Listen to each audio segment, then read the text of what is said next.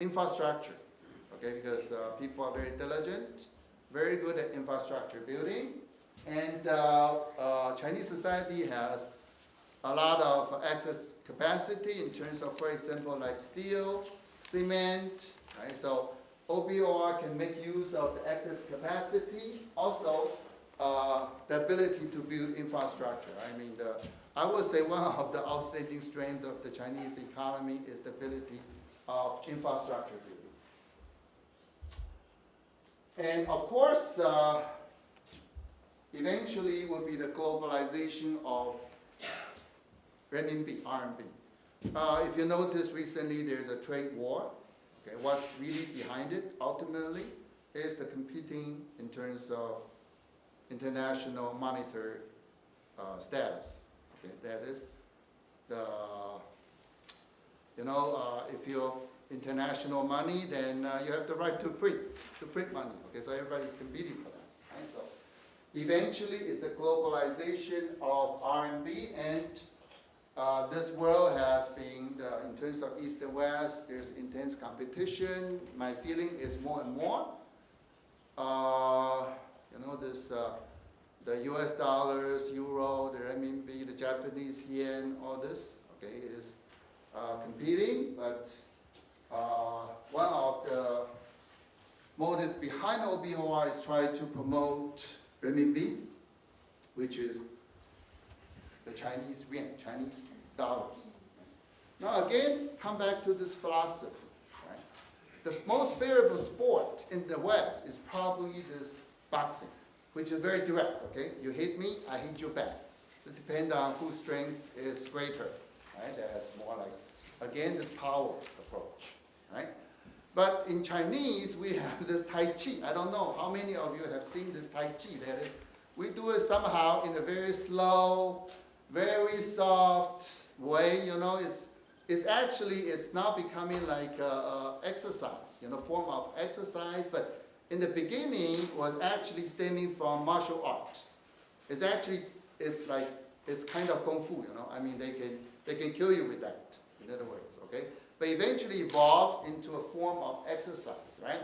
If you happen to have watched this Tai Chi, you will notice that it's very slow movement, right? But the philosophy is very interesting because the whole idea is not to fight back. It's not that use the power to fight back, but rather is to channel the power against yourself. That is, the harder you hit yourself through the channeling the power away, then it comes back to you. That's the idea. Okay, so it's not like direct combat, like boxing, but it's like more indirect. Okay? Channeling of the sources then against yourself. So OBOR, I think, is more like a Tai Chi approach, right?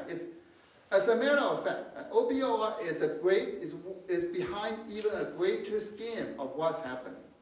Look at the major events in Asia. We have Asia Infrastructure Investment Bank. Okay, this is several years back. I think it's around 2014, if I'm right or wrong. I mean, there are Chinese embassy people here. I think they know AIIB. 2014 maybe around. Okay, the first time. 15? Okay, around 15. Okay, so this is something very big.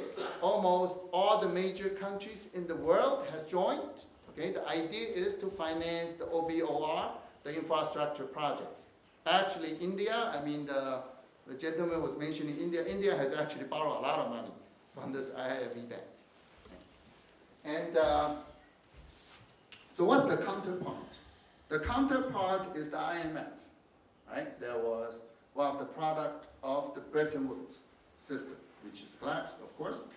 Then we have Shanghai Cooperation Organization. Its counterpart is NATO. Okay, so I have 5 more minutes. I have to match my time. Then we have, when you go to the bank, you need to transfer money. You need to give the bank your SWIFT code. But if now Chinese has the SIPS, okay, this is the counterpart of SWIFT. Recently, you know, you have heard about these BRICS countries. Now, the BRICS countries has expanded from 5 into 10. The counterpart will be the G8. And of course, they will OBOR.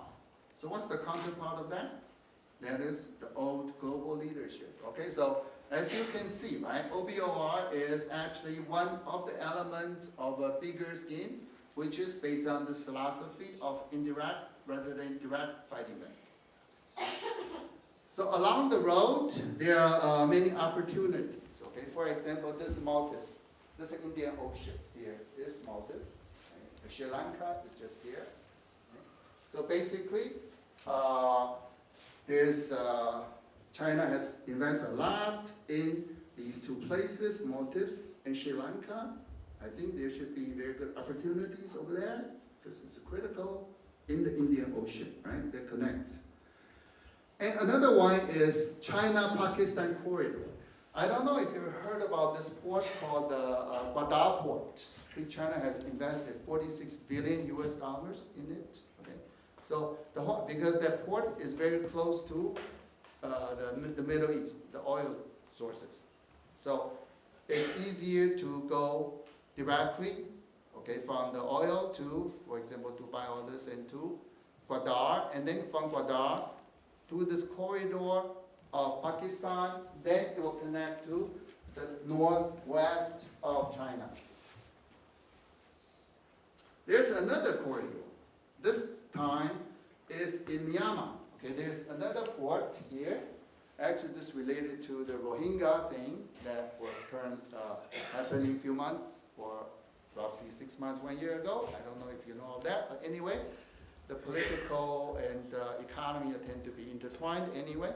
So this port connects to the southwest of China. So these are the two corridors, right? So there should be opportunities in Myanmar also, in that sense. Now this is the 16+1 that the Chinese ambassador was just mentioning, where Estonia is one of the 16. Okay, so this 16+1, right? So there are 16 European, mostly in Eastern Europe. We have now China is developing very fast. Number one is the high-speed train. Okay, if you take the high-speed train from Tallinn to Tartu, it will take you no more than 40 minutes. Now, if you go to Shanghai, you take 40 minutes, you go the same distance, right? That is from Tallinn to Tartu. Now you look at this, how stable is this? This thing can stand for like around 4 to 9 minutes, right? It's very stable. Okay, this high-speed train. And this is in competition with the GPS, right? This is the satellite system, which will be in use very soon. And this is the fastest quantum computer in the world, in the leading position. Okay, this is, of course, this is the C919. This is the in competition with Boeing, Airbus. Right, this is coming. All right, it's at an initial stage, but as you can see, it's coming. Okay. Other things, right, including 5G, including electric car, right, because China is pushing this this electric car is very important. This car industry, auto industry is so important. For example, it's very important for Germany, it's very important for Japan. And the auto industry is on the verge of big change.